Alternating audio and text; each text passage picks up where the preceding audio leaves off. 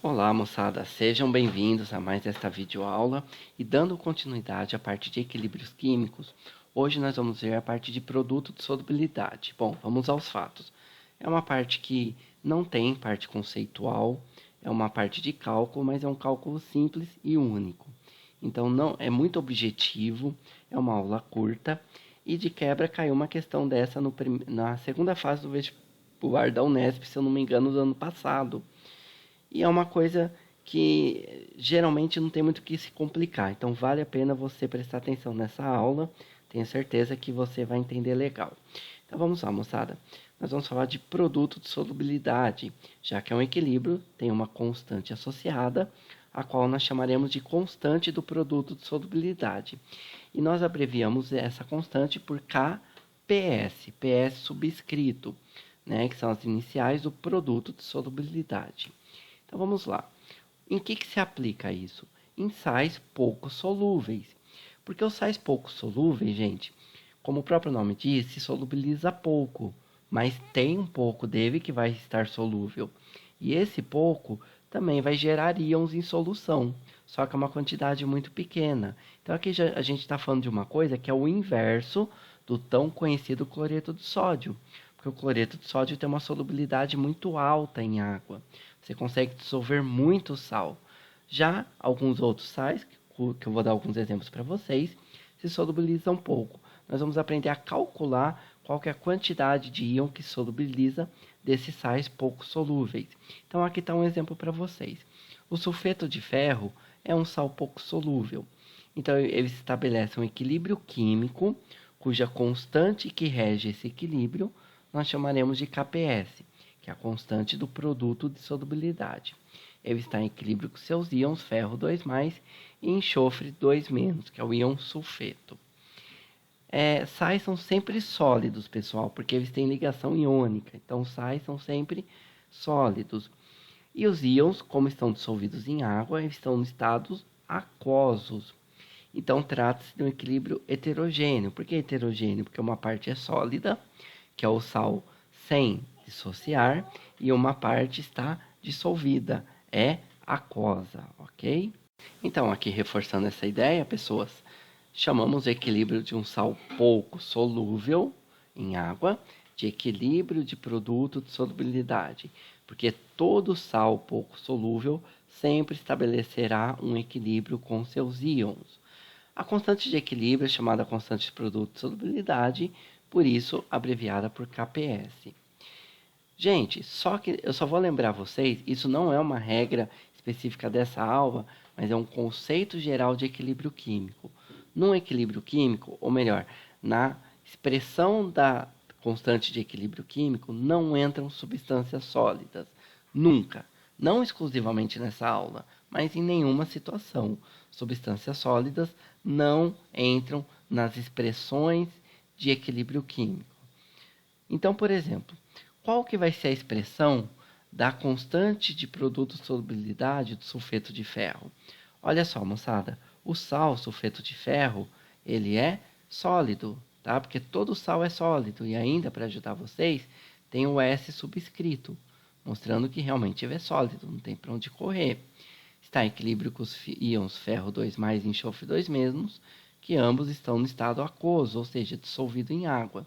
Então, o que vai entrar na expressão da constante de equilíbrio são só os íons ferro 2+ e enxofre 2-, já o sulfeto de ferro, por estar sólido, não entra, de forma que a constante KPS nesse exemplo fica concentração de cada íon dos produtos elevado aos seus coeficientes estequiométricos dividido pela concentração dos reagentes. Só que no caso dos reagentes, nós só temos uma substância sólida, que é o sulfeto de ferro, e ele não entra na constante de KPS.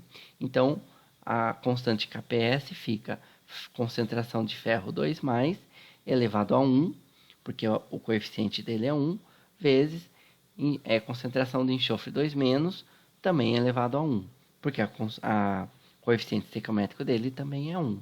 Então é simples assim. Vamos ver outro exemplo. O fluoreto de cálcio é um sal pouco solúvel. Está em equilíbrio com os íons cálcio 2+, e forma também 2 flúor menos, ou seja, 2 íons fluoreto. Então, a constante KPS vai ficar assim, ó.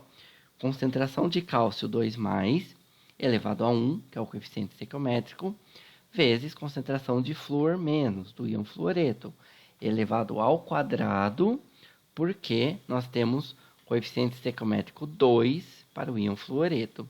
Professor, e o sal fluoreto de cálcio, o CaF2? Moçada, ele é sólido. Substância sólida não entra na expressão da constante de equilíbrio. Exemplo 3, fosfato de cálcio. Então, vamos lá. KPS é igual concentração de cálcio 2+, elevado ao cubo, que é o coeficiente estequiométrico, vezes concentração do íon fosfato, elevado ao quadrado, que é o coeficiente estequiométrico. Pessoal, e para terminar a aula, essa é a teoria, basicamente não tem mais nada a ser dito. Vou dar exemplo de um exercício, que é o típico exercício de Enem, de vestibular, desse assunto. E ó, no vestibular da Unesp caiu no ano passado, se eu não me engano. No Enem já faz uns 3 anos que não cai. É bem possível para quem for fazer treineiro que caia esse ano ou talvez o ano que vem. Vamos lá então ver um exemplo. Qual é a concentração dos íons em solução de uma mistura de sulfeto de ferro em água? Então, sulfeto de ferro é um sal pouco solúvel. A constante KPS tem que ser dada, é 5 vezes 10 a menos 18.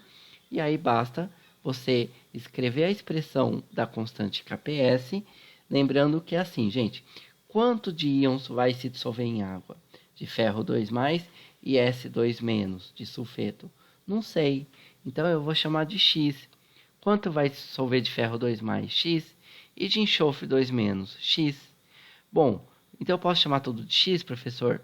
Você pode pôr tudo em função da incógnita X, só que a proporção entre eles tem que seguir os coeficientes estequiométricos, a proporção dos coeficientes. Como os coeficientes estequiométricos é 1 para 1, entre o ferro 2+ e o enxofre 2-, então é X para X, ok?